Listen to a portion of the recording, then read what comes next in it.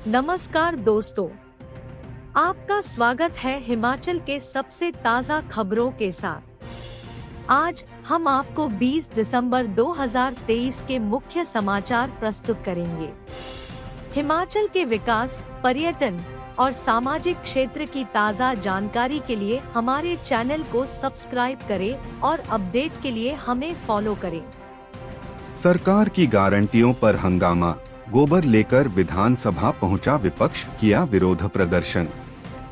सुक्खू सरकार की गारंटियों पर हिमाचल में खूब बवाल देखने को मिल रहा है। शीतकालीन सत्र के दौरान गारंटियों के खिलाफ विपक्ष ने खूब गुस्सा जाहिर किया और धरना प्रदर्शन किया। दरअसल विपक्षी दल के सदस्य विधानसभा परिसर में गोबर लेकर पहुंचे थे। इस दौरान नेता प्रतिपक्ष जयराम ठाकुर ने कहा कि कांग्रेस ने गारंटी दी थी कि किसानों से 2 रुपए प्रति किलो गोबर खरीदा जाएगा। आज 1 वर्ष से अधिक समय हो गया है, लेकिन कांग्रेस सरकार ने यह गारंटी पूरी नहीं की। किसानों के साथ किया गया यह धोखा बर्दाश्त नहीं होगा। इसी दृष्टि से आज विधानसभा परिसर धर्मशाला में विधायक दल के साथ गोबर लेकर भाजपा ने कांग्रेस सरकार के खिलाफ प्रदर्शन किया। नेरवा में आग की भेंट चढ़ा 2 मंजिला मकान। घटना के वक्त घर के अंदर मौजूद थे 2 मासूम।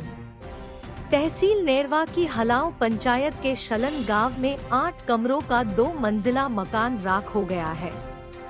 घटना के समय 5 और 9 साल के 2 बच्चे घर के अंदर ही मौजूद थे, जिन्हें मौके पर पहुंचे एक ग्रामीण ने अपनी जान जोखिम में डालकर सुरक्षित बाहर निकाल लिया।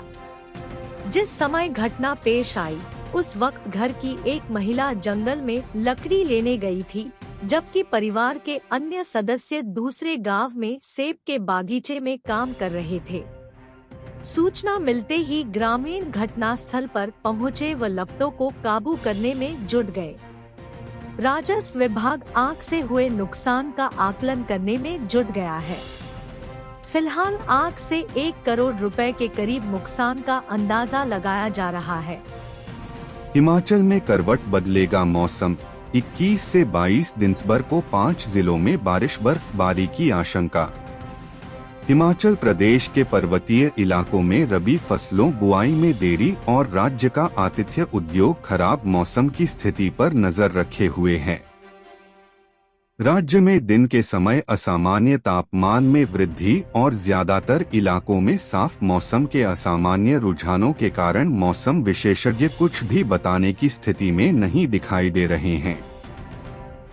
किसान हल्की वर्षा और हिमपात का इंतजार कर रहे हैं, क्योंकि गेहूं की फसल के लिए खेत में नमी की स्थिति में कुछ वृद्धि की आवश्यकता होती है और सेब उत्पादक भी बगीचों में बेसब्री से धूल और सूखी मिट्टी से छुटकारा पाने के लिए इसका इंतजार कर रहे हैं। मौसम विभाग के मुताबिक अगले 2 दिनों तक पश्चिमी विक्षोभ के आगे बढ़ने से धर्मशाला और यहां के ऊंचाई वाले इलाकों में 60% बारिश होने के आसार के बाद किसानों के बारिश के इंतजार खत्म होने की उम्मीद जागी है। लाहौल स्पीति जिला प्रशासन ने पहले ही लोगों के लिए चेतावनी जारी की है। विभाग ने लोगों को दुर्गम इलाकों में जाने से बचने को कहा है, क्योंकि इस मौसम में ऊंची चोटियों की ओर जाना बहुत जोखिम भरा कदम हो सकता है।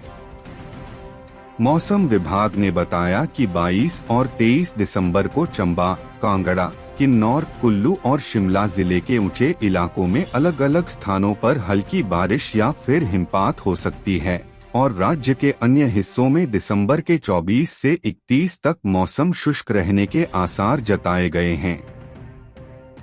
गायब किशोरी की मिली लाश। कुछ दिन पहले घर से दुकान गई थी सामान लेने। उपमंडल गगरेट की ग्राम पंचायत नंगल जरियाला से लापता किशोरी का बुधवार को क्षत विक्षत शव ग्राम पंचायत लोअर गोंदपुर बनेहड़ा के टीका हरवाल में मिला है। शव की स्थिति देखकर लग रहा है कि किशोरी की मौत कुछ दिन पहले हुई है। आशंका जताई जा रही है कि किशोरी की हत्या करके शव यहां फेंका गया है। पुलिस ने मौत के कारणों को जानने के लिए फोरेंसिक विशेषज्ञों की टीम को मौका पर बुलाया है। कुछ दिन पहले नंगल जरियाला में रहने वाले एक प्रवासी मजदूर की बेटी घर से सामान लेने दुकान पर गई और रहस्यमय परिस्थितियों में गायब हो गई। परिजनों ने उसका अपहरण हो जाने की आशंका जताते हुए गगरेट पुलिस थाना में उसके अपहरण की रिपोर्ट दर्ज करवाई थी। पुलिस उसकी तलाश में जुटी थी कि पुलिस उसे ढूंढ नहीं पाई। बुधवार को हरबाल में किसी ने बदबू महसूस की तो इस और गया जहां किशोरी का शव पड़ा था। घटना की जानकारी मिलते ही गगरेट पुलिस थाना प्रभारी सनी गुलेरिया व डीएसपी डा वसुधा सूद भी मौका पर पहुंच गए हैं। डीएसपी डा वसुधा सूद ने बताया कि मौत के कारणों को जानने के लिए फोरेंसिक विशेषज्ञों की टीम बुलाई गई है। उनकी रिपोर्ट के बाद ही कुछ कहा जा सकता है। नाबार्ड की सौगात 15 सड़कों को मंजूरी 123 करोड़ से होगा 98.81 किलोमीटर सड़कों का निर्माण। नाबार्ड में प्रोजेक्ट की मंजूरी का सिलसिला लगातार जारी है। एक महीने में दूसरी खेप विभाग के पास पहुंच गई है। इस खेप में 15 ग्रामीण सड़कों को मंजूरी मिली है। 123 करोड़ रुपए से इन सड़कों का निर्माण होगा। इससे 98.81 किलोमीटर सड़क बनाने का लक्ष्य तय किया है। इसमें 10% राज्य सरकार की हिस्सेदारी होगी और राज्य को करीब 12 करोड़ 30 लाख रुपए चुकाने होंगे, जबकि 111 करोड़ रुपए ऋण के तौर पर पीडब्ल्यूडी को नाबार्ड के माध्यम से उपलब्ध करवाए जाएंगे। इन 15 प्रोजेक्ट में से सबसे ज्यादा आधा दर्जन प्रोजेक्ट मंडी के हिस्से आए हैं, जबकि कांगड़ा और कुल्लू को 3-3, चंबा, हमीरपुर और सिरमौर को 1-1 प्रोजेक्ट मिला है। इन प्रोजेक्ट से जुड़ी सभी औपचारिकताएं पीडब्ल्यूडी आगामी 1 महीने में पूरी करेगा। इसके बाद टेंडर प्रक्रिया आयोजित की जाएगी। फरवरी महीने से इन सड़कों का निर्माण शुरू होने की संभावना है। सड़कों के लिए नाबार्ड से 3 किस्तों में भुगतान किया जाएगा। गौरतलब है कि अब तक बीते 5 महीनों में नाबार्ड के पीडब्ल्यूडी के 62 प्रोजेक्ट मंजूर हो गए हैं। इन प्रोजेक्ट में 495.152 करोड़ रुपए की राशि मिल चुकी है। इनमें सबसे बड़ी मंजूरी अगस्त महीने में मिली थी। उस समय नाबार्ड ने पीडब्ल्यूडी के 16 प्रोजेक्ट मंजूर किए थे और इन प्रोजेक्ट के लिए कुल 142.38 करोड़ रुपए की राशि स्वीकृत की गई थी। सितंबर महीने में 130.26 करोड़ रुपए के 15 प्रोजेक्ट मंजूर किए गए। इसके बाद 13 दिसंबर को 99.572 करोड़ के 16 प्रोजेक्ट और 18 दिसंबर को 123 करोड़ के 15 प्रोजेक्ट मंजूर किए गए। 3 साल में पूरे होंगे प्रोजेक्ट के काम। पीडब्ल्यूडी के प्रमुख अभियंता अजय गुप्ता ने बताया कि नाबार्ड में 15 प्रोजेक्ट की दूसरी मंजूरी मिल गई है। इस महीने में अब तक 2 किस्तों में 31 प्रोजेक्ट मंजूर हो चुके हैं। विभाग आगामी 30 दिन में इन प्रोजेक्ट से जुड़ी सभी औपचारिकताएं पूरी करेगा और इसके बाद टेंडर प्रक्रिया शुरू की जाएगी। नाबार्ड के इन प्रोजेक्ट से ग्रामीण क्षेत्रों में सड़कों का विस्तार होगा। जो सड़कें बारिश के दौरान क्षतिग्रस्त हुई थी, उनकी मरम्मत हो सकेगी। विभाग आगामी 3 सालों में सभी मंजूर प्रोजेक्ट के काम पूरे कर लेगा। इन सड़कों को मिली मंजूरी।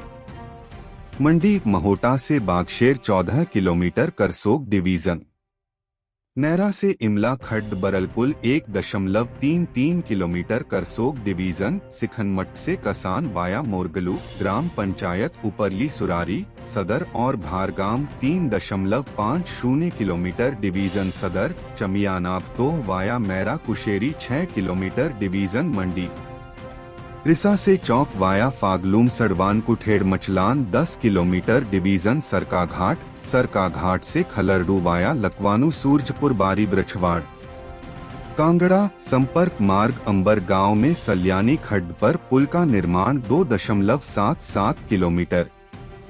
भारत से चौकी भरसोला वाया डैन संपर्क मार्ग डिवीजन सुलाह 8.05 किलोमीटर। देहरा अमलाक बलान ददरार सुहबिर ताजोगीपुर उज्जैन सेवाकर नेताहर widening block Kangra 11.03 kilometre. Kullu जोहल जेस्टा अशनी पुन road division Banjar 4.60 kilometre. Jawali टिंडा वाया सेरी बेला बियोगी रोड डिवीजन बंजार 4.70 किलोमीटर। रानाबाग से कंडीबाग अप टू बालू डिवीजन आनी 12.85 किलोमीटर। चंबा लाहल से बगरू 4 किलोमीटर डिवीजन भरमौर। हमीरपुर भराडीनंदन प्लासी बेक्टूमैर road division Bhoranj 2.39 kilometre. Sirmaur सलवालास्तौन रोड डिवीजन तिलोरधार 9.61 किलोमीटर। हिमाचल में टूरिस्ट सीजन में पर्यटक स्थलों पर 24 घंटे खुली रख सकेंगे दुकानें, नहीं होगी कोई बंदिश।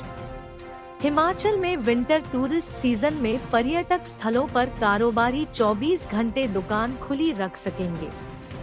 चाहे खाद्य वस्तुओं की दुकानें हो या अन्य मल्टीपर्पज स्टोर, यदि कारोबारी दुकान खुली रखना चाहते हैं तो उन पर कोई बंदिश नहीं होगी। यहाँ तक कि शराब ठेके भी इस शेड्यूल का पालन कर सकते हैं।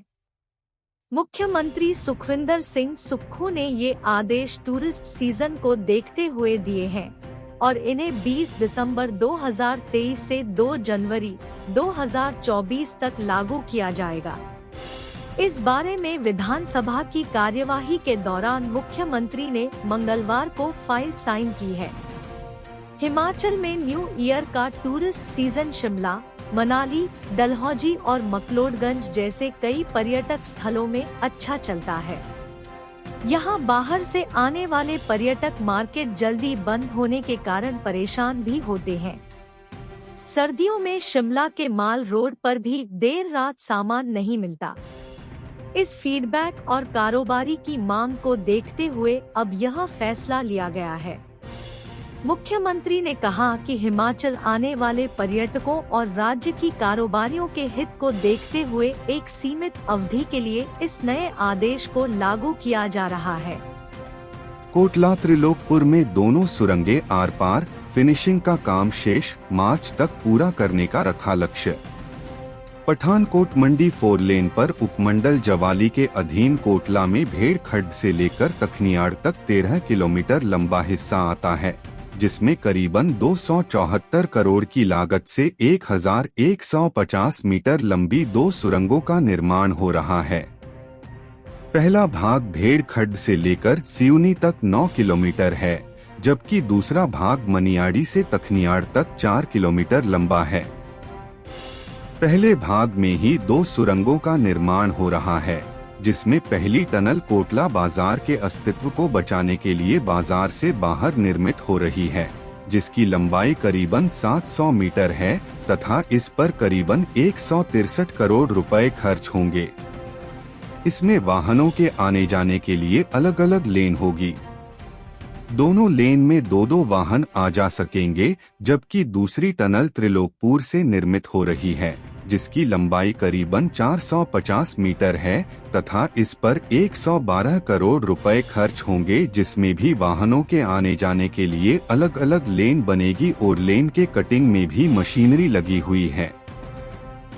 मशीनरी दिन रात कार्य करने में जुटी है। हालांकि कंस्ट्रक्शन कंपनी द्वारा मार्च 2024 तक सुरंगों का कार्य पूरा करने का लक्ष्य रखा गया है। दिल्ली मेट्रो रेल निगम के विशेषज्ञ करेंगे निरीक्षण। NHAI मंडी के परियोजना निदेशक वरुण चारी ने कहा कि केंद्रीय सड़क परिवहन एवं राजमार्ग मंत्रालय ने निर्माणाधीन व प्रस्तावित सुरंगों का निरीक्षण दिल्ली मेट्रो रेल निगम DMRC के विशेषज्ञों से करवाने के निर्देश दिए हैं। स्थानीय स्तर पर सुरंगों का निरीक्षण करवाया है।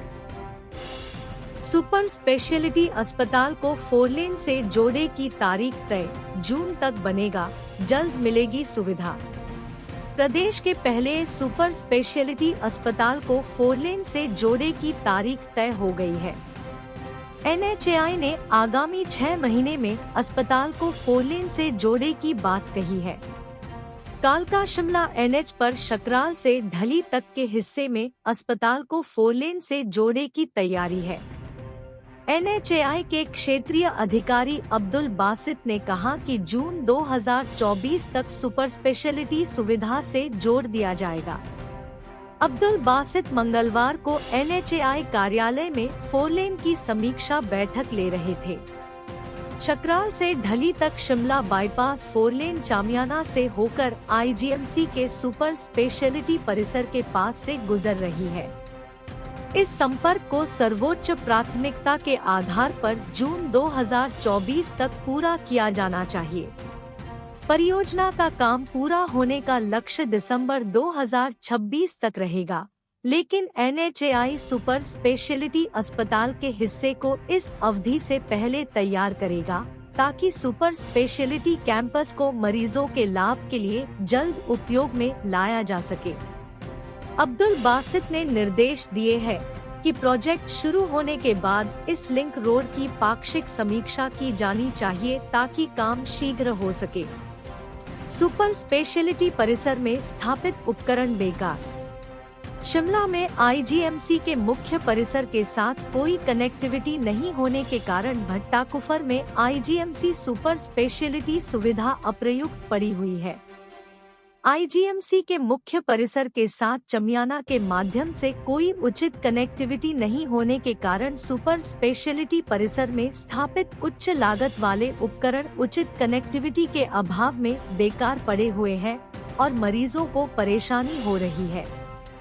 दिसंबर 2026 तक पूरा करने का लक्ष्य।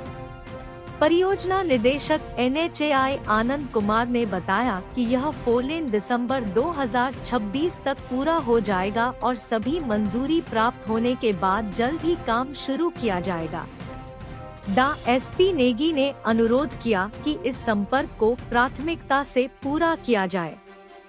गावर इंफ्रा लिमिटेड के प्रोजेक्ट मैनेजर कुलदीप गुजराल ने बताया कि वह इस 2 किलोमीटर लंबे संपर्क को जून 2024 तक पूरा करने के लिए अपना पूरा प्रयास करेंगे। शिकारी की गोली से ग्रामीण की मौत। भोरंज के बड़ैहर में सीर खड्ड के किनारे नाले में मिला शव। भोरंज उपमंडल की बड़ैहर पंचायत के तहत पड़ती सीर खड्ड के किनारे शिकारी की गोली लगने से एक व्यक्ति की मौत हो गई है। मृतक की पहचान बलवीर सिंह 55 पुत्र मरचू राम निवासी बड़ैहर तहसील भोरंज जिला हमीरपुर के रूप में हुई है। बताया जा रहा है कि शिकारियों ने मंगलवार दोपहर बाद शिकार करने के लिए क्षेत्र में घेरा डाला हुआ था। ऐसे में जंगली सुअर को मारने के लिए शिकारी ने गोली चलाई। इसकी चपेट में बलवीर सिंह आ गया। शिकारी की गोली मृतक के शरीर के आर पार हो गई और वहां पर ही उसकी मौत हो गई। गोली किस शिकारी से चली है, उसके बारे में अभी कोई पता नहीं चला है। इसके अलावा क्या मृतक भी उनके साथ था, यह अभी जांच का विषय बना हुआ है। ग्रामीण का शव सीर खड्ड के किनारे नाले में पड़ा हुआ मिला। घटना की सूचना मिलते ही जाहू पुलिस चौकी प्रभारी अजैब सिंह मौके पर पहुंचे और शव को कब्जे में लेकर खबर लिखे जाने तक उसे पोस्टमार्टम के लिए मेडिकल कॉलेज एवं जिला अस्पताल हमीरपुर भेज दिया था। जाहू पुलिस चौकी प्रभारी अजैब सिंह का कहना है कि ग्रामीण की मौत गोली लगने के कारण हुई है। पुलिस ने शव को कब्जे में लेकर पोस्टमार्टम के लिए भेज दिया है। विपक्ष ने मुश्किल वक्त में साथ नहीं दिया। CM बोले, आपदा के समय भाजपा सरकार के साथ नहीं हुई खड़ी। CM सुक्खू ने कहा कि सदन में विपक्ष से जो बात पूछी गई, वे उसका जवाब नहीं दे रहे थे, बल्कि पूर्व मुख्यमंत्री व नेता प्रतिपक्ष बार बार सदन में खड़े हो रहे थे। विपक्षी नेता दुखी मन से बात को टाल रहे थे। विपक्ष न तो आपदा में सरकार के साथ खड़ा हुआ, न ही वाटर कमीशन के लिए। आज तो सदन में पहला दिन था, तो विपक्ष शांति से सदन चलने दे रहा है, लेकिन अगले दिनों में जैसे जैसे इन पर ऊपर से दबाव पड़ेगा, ये वॉकआउट की प्रक्रिया को अपनाएंगे।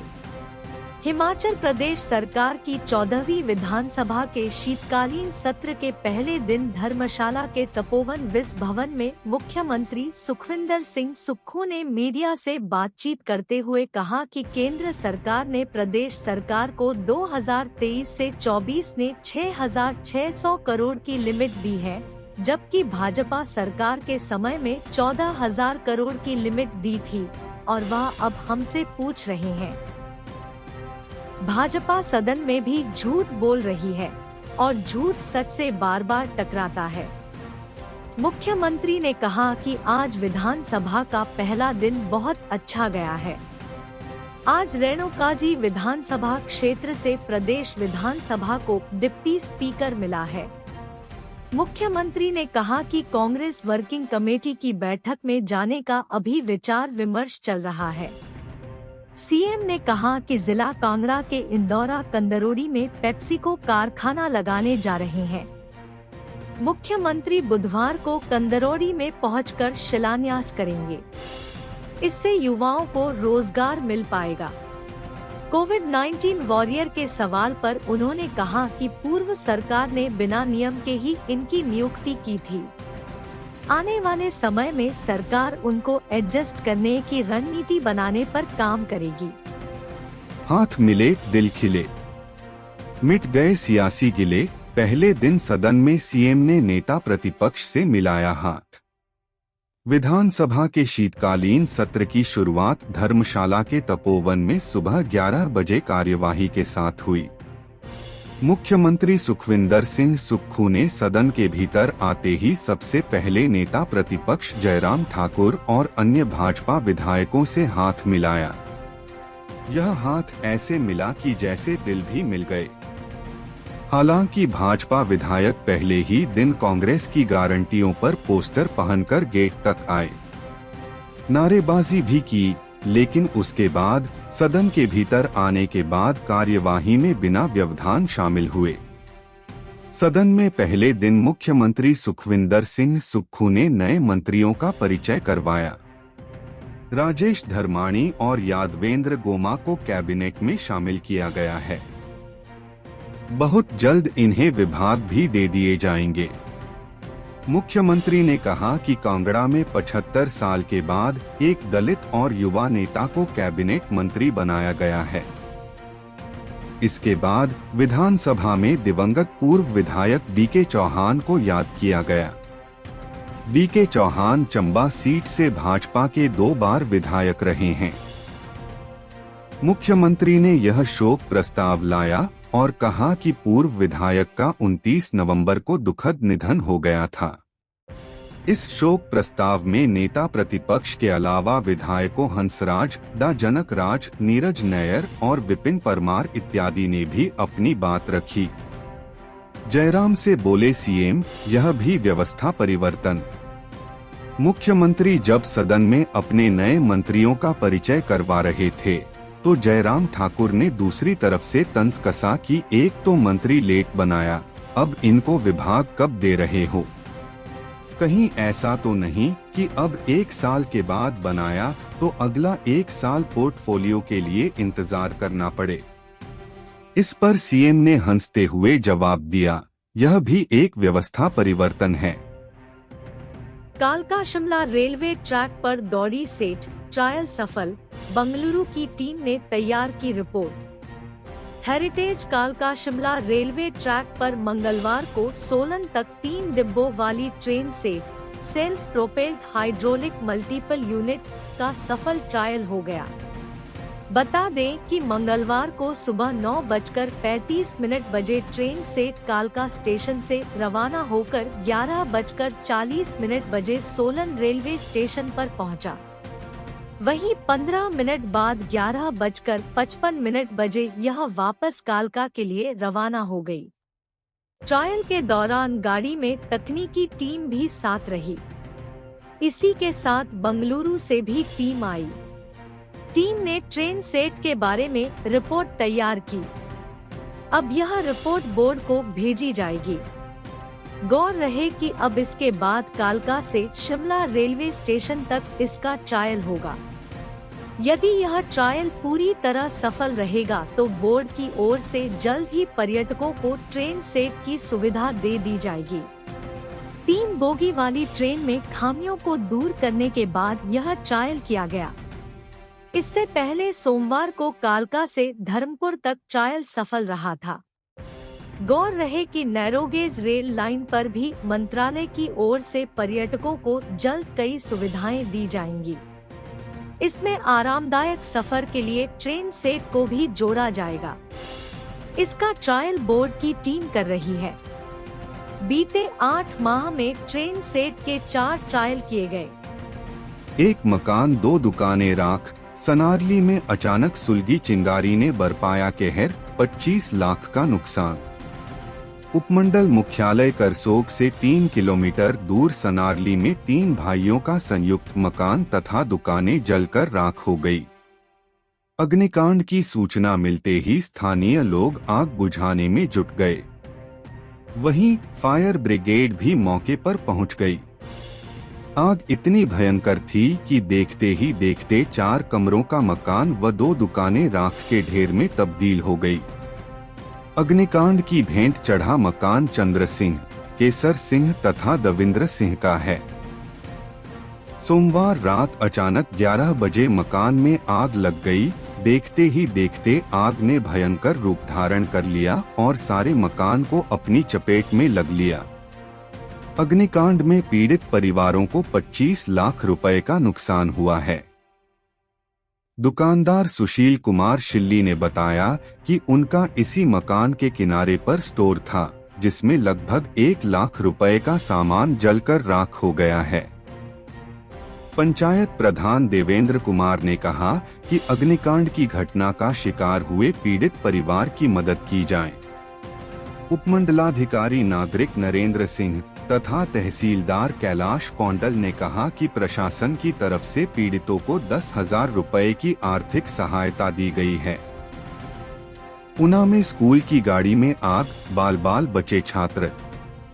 ऊना मुख्यालय के साथ लगते रक्कड़ कॉलोनी में स्कूली बच्चों को लेकर जा रही गाड़ी में अचानक आग लग गई। समय रहते स्कूली बच्चों को गाड़ी से बाहर निकाल लिया गया, अन्यथा बड़ा हादसा हो सकता था। अग्निशमन दलबल की टीम ने मौके पर पहुंचकर आग पर काबू पाया। जानकारी के अनुसार गाड़ी में करीब 25 बच्चे सवार थे, जो एक निजी स्कूल के लिए जा रहे थे। मंगलवार सुबह जब टेम्पो ट्रैवलर बच्चों को लेकर जा रही थी तो रक्कड़ कॉलोनी में अचानक गाड़ी के इंजन व टायर में आग भड़क उठी। गाड़ी में आग लगी देखकर चालक ने सड़क किनारे ही गाड़ी खड़ी कर दी। स्कूली गाड़ी में आग लगी देखकर आसपास के लोग भी वहां पहुंच गए और बच्चों को गाड़ी से बाहर निकाला गया।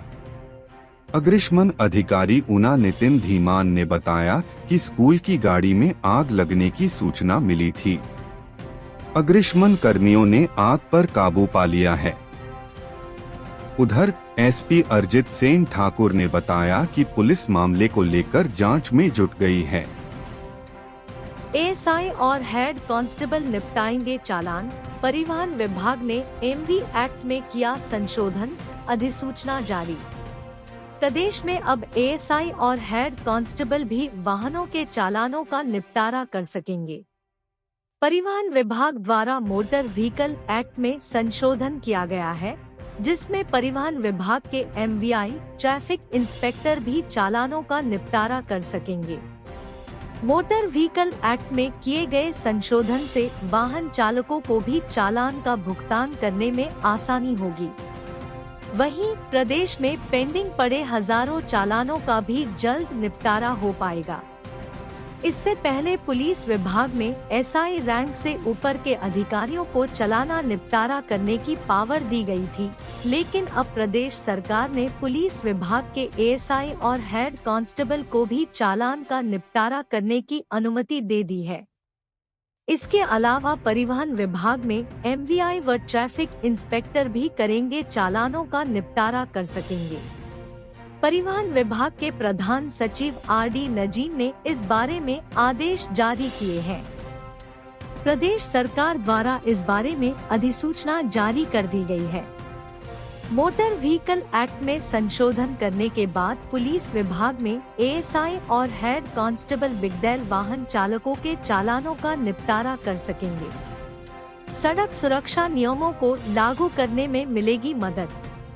एएसपी टीटीआर नरवीर राठौर का कहना है कि हिमाचल प्रदेश सरकार एवं पुलिस सड़क सुरक्षा नियमों को लागू करने के लिए संवेदनशील एवं कृत संकल्प है।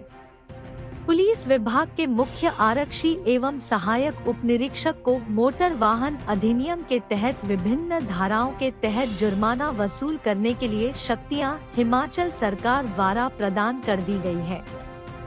अब आमजन को अपने मोटर वाहन का चालान भुगतान में सुविधा प्राप्त होगी एवं इससे सड़क सुरक्षा एवं नियमों को लागू करने में मदद मिलेगी। एक हिमाचली होने के नाते मैं शर्मिंदा हूँ। एक हिमाचली के नाते मैं शर्मिंदा हूँ। यह शब्द पूर्व मुख्यमंत्री एवं पूर्व केंद्रीय मंत्री शांता कुमार ने कहे। उन्होंने कहा कि प्रदेश सरकार और जनता के लिए यह एक बहुत बड़ी चिंता और शर्म की बात है कि 14 वर्ष पहले धर्मशाला के लिए केंद्र सरकार द्वारा स्वीकृत केंद्रीय विश्वविद्यालय के भवन का निर्माण कार्य शुरू भी नहीं हुआ। पूरे भारत में इस प्रकार का कोई नालायक प्रदेश नहीं है जहां भारत सरकार ने विश्वविद्यालय दिया हो और भवन का निर्माण कार्य भी शुरू न हो। सभी प्रदेशों में सभी केंद्रीय विश्वविद्यालय अपने अपने भवनों में काम कर रहे हैं। उन्होंने कहा कि इस संबंध में सभी प्रकार की औपचारिकताएं पूरी हो चुकी है। निर्माण कार्य शुरू करने में एकमात्र रुकावट यही है कि हिमाचल सरकार का 30 करोड़ रुपए जमा नहीं हुआ है। 30 करोड़ रुपए की कमी के कारण इतना महत्वपूर्ण काम रुका हुआ है। यह बहुत बड़े दुर्भाग्य की बात है।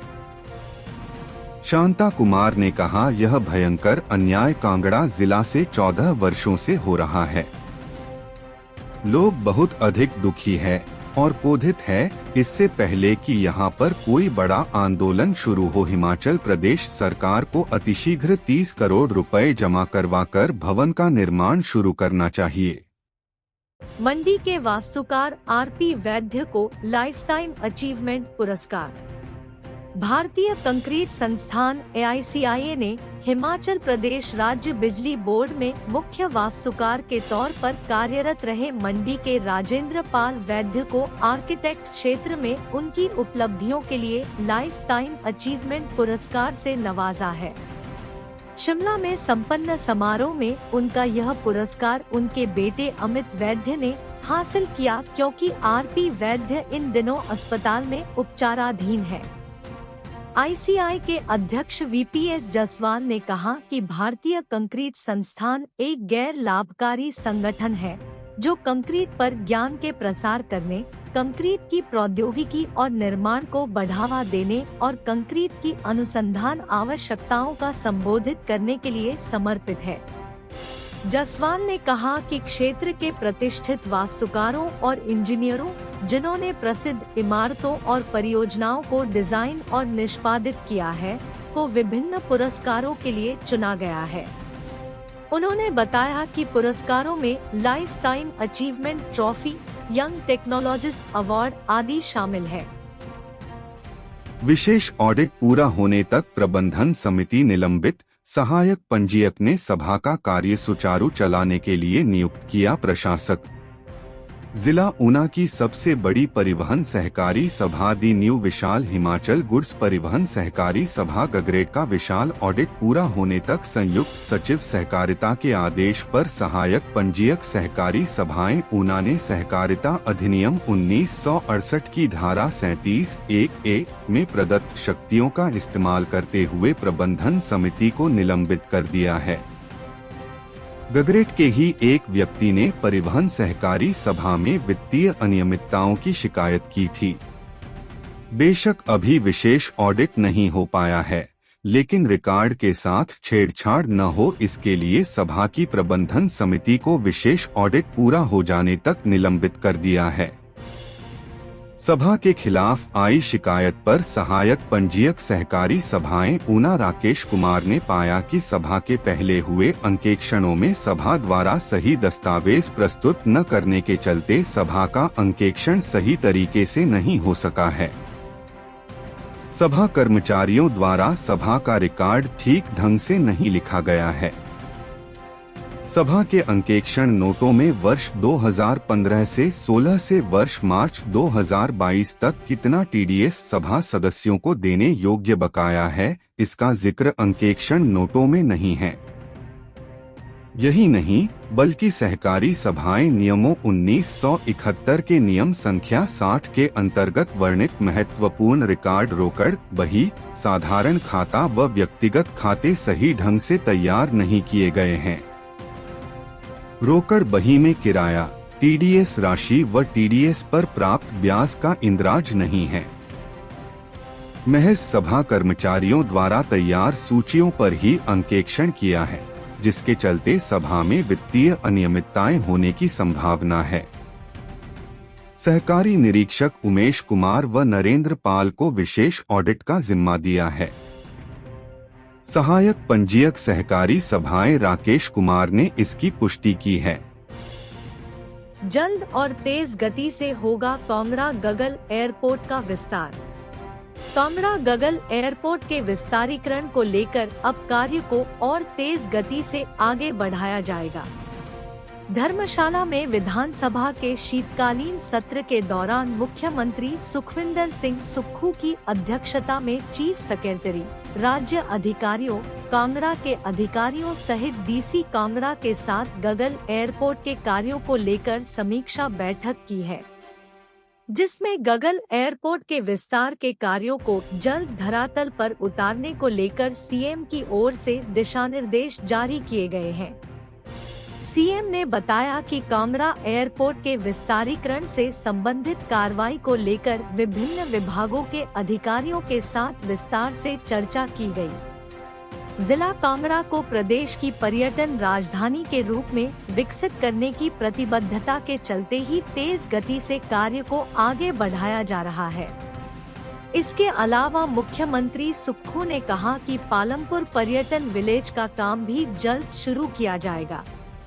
13 साल से मुआवजे का इंतजार, इस जल विद्युत परियोजना से प्रभावित परिवार झेल रहे दिक्कतें।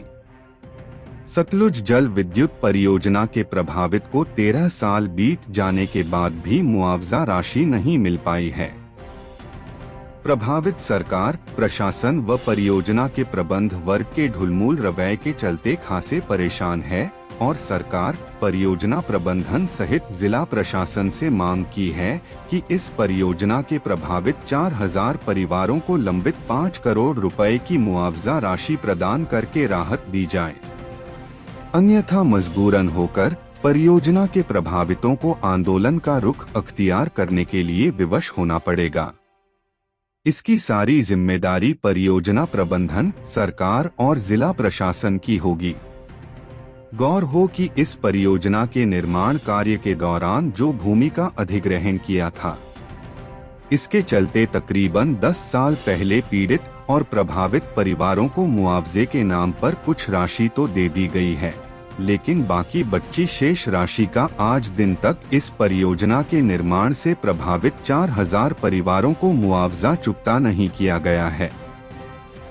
परियोजना के दायरे में आने वाली 9 पंचायत में कुशवा, खरगा, बखन, ब्रौ, तुनन, जगातखाना, पोसना, वाहवा और गठज शामिल है, जहां के सीधे तौर पर 4000 परिवार आज भी 13 साल बीत जाने के बाद मुआवजे के नाम पर परियोजना प्रबंधन, जिला प्रशासन और सरकार का मुंह ताक रहे हैं। इस बारे में हिमाचल किसान सभा के उपाध्यक्ष एवं बरसैनी वार्ड के जिला परिषद सदस्य पूर्ण चंद ठाकुर का कहना है कि परियोजना से प्रभावितों को मुआवजे के नाम पर लंबित 5 करोड़ की राशि आज दिन तक जारी नहीं हुई है।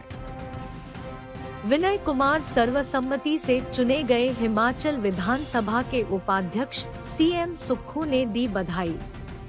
हिमाचल प्रदेश विधानसभा के अध्यक्ष कुलदीप सिंह पठानिया ने कांग्रेस विधायक विनय कुमार को सर्वसम्मति से विधानसभा का उपाध्यक्ष चुने जाने की मंगलवार को घोषणा की। कुलदीप पठानिया ने कहा कि विनय कुमार प्रथम बार वर्ष 2012 में विधानसभा सदस्य निर्वाचित हुए थे तथा 2012 से 2017 तक मुख्य संसदीय सचिव के पद पर रहे हैं। वहीं मुख्यमंत्री सुखविंदर सिंह सुक्खू ने विनय कुमार को सर्वसम्मति से चुने जाने पर बधाई दी है। सिरमौर जिले के रेणुकाजी विधानसभा क्षेत्र से 3 बार के कांग्रेस विधायक विनय कुमार को हिमाचल प्रदेश विधानसभा का नया उपाध्यक्ष चुने जाने की संभावना पहले से ही थी, क्योंकि पार्टी आलाकमान ने उनकी उम्मीदवारी को हरी झंडी दे दी थी। उपाध्यक्ष पद के चुनाव का प्रस्ताव आज संसदीय कार्य मंत्री हर्षवर्धन चौहान ने पेश किया। रेणुकाजी विधानसभा क्षेत्र से एक विधायक के नाम का प्रस्ताव आज सदन में रखे जाने के बाद अन्य सदस्यों ने भी उनके नाम का समर्थन किया।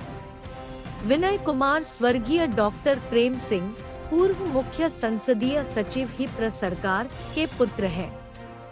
उनका जन्म 12 मार्च 1978 को मैनाबाग जिला में हुआ था। पठानिया ने कहा कि उन्हें आशा है कि विनय कुमार को जो जिम्मेवारी सौंपी गई है वे उसका पूरी कुशलता तथा सर्वोच्च योग्यता से निर्वहन करने का प्रयास करेंगे तथा जनभावना पर खरे उतरेंगे। पठानिया ने कहा कि विनय कुमार एक योग्य एवं अनुभवी राजनेता है। उन्होंने कहा कि श्री विनय कुमार श्री रेणुकाजी विधानसभा क्षेत्र से लगातार तीसरी बार विधानसभा सदस्य के रूप में निर्वाचित हुए हैं तथा वह अपने अनुभव का लाभ इस सदन को भी देंगे। बच्चों को लेकर स्कूल जा रही थी गाड़ी, अचानक लग गई आग। ऊना की रक्कड़ कॉलोनी में हादसा। ऊना मुख्यालय से 4 किलोमीटर दूर रक्कड़ कॉलोनी में मंगलवार सुबह एक निजी स्कूल की ट्रैवलर गाड़ी में अचानक आग भड़क उठी। समय रहते स्कूली बच्चों को गाड़ी से बाहर निकाल लिया गया, अन्यथा एक बड़ा हादसा हो सकता था। अग्निशमन दल की टीम ने मौके पर पहुंचकर स्कूल गाड़ी में लगी आग पर काबू पाया। जानकारी के अनुसार मंगलवार सुबह एक निजी स्कूल की टेम्पो ट्रैवलर बच्चों को लेकर स्कूल जा रही थी। रक्कड़ कॉलोनी में अचानक गाड़ी के इंजन में आग लग गई। गाड़ी में लगी आग को देखकर चालक ने एक साइड में गाड़ी रोक दी। इसके बाद स्थानीय लोगों की मदद से स्कूली बच्चों को बाहर निकाला गया। सूचना मिलते ही फायर ब्रिगेड की गाड़ी मौका पर पहुंची और आग को बुझाया गया। इसके बाद अन्य गाड़ी से बच्चों को स्कूल भेजा गया। अग्निशमन अधिकारी नितिन धीमान ने बताया कि आग को बुझा दिया गया है। जब दुनिया घर के अंदर थी तब हमने ही जिंदगियां बचाई, अब हमसे अन्याय क्यों, जानिए कहानी। तपोवन में आयोजित विधानसभा सत्र के दौरान कोरोना काल में अपनी सेवाएं देने वाले कोरोना वॉरियर्स अपनी समस्याओं को लेकर विधानसभा सत्र के पहले दिन धर्मशाला पहुंचे। उन्होंने कहा कि पिछले कल कोरोना वॉरियर्स विधानसभा अध्यक्ष कुलदीप पठानिया से मिले हैं और उनके लिए एक पॉलिसी तैयार करने का आश्वासन दिया है और कहा है कि जल्द ही कोरोना वॉरियर्स के लिए पॉलिसी बनाई जाएगी। वॉरियर्स का कहना है कि दिन रात ड्यूटी देने वाले कोरोना वॉरियर्स आज नौकरी के लिए भटक रहे हैं। जब कोरोना काल में किसी परिवार का सदस्य बाहर नहीं निकल रहा था तो कोरोना वॉरियर्स ने मरीजों का इलाज किया और नेशनल अवार्ड तक हासिल किया। नेशनल अवार्ड हासिल करने के बावजूद भी आज कोरोना वॉरियर्स विधानसभा सत्र के पहले दिन सीएम से मिलने तपोवन पहुंचे हैं। इस दौरान निशा काटोच ने बताया कि 11 दिसंबर को जब सरकार 1 साल पूरा होने का जश्न मना रही थी, उस समय वॉरियर्स को सीएम से मिलने के लिए रोका गया और नजबंद रखा गया। हम अपने राज्य के विकास में योगदान देने में गर्व महसूस करते हैं और हमें उम्मीद है कि आने वाले दिनों में हमें और भी अच्छी खबरें मिलेंगी। इन खबरों को अधिक लोगों तक पहुंचाने के लिए कृपया हमारा कंटेंट साझा करें, हमारे चैनल को सब्सक्राइब करें और अपडेट के लिए हमें फॉलो करें। इसके अलावा बेझिझक अपने विचार कमेंट्स में साझा करें। आपका सहयोग हमें और भी बेहतर काम करने में मदद करेगा। धन्यवाद।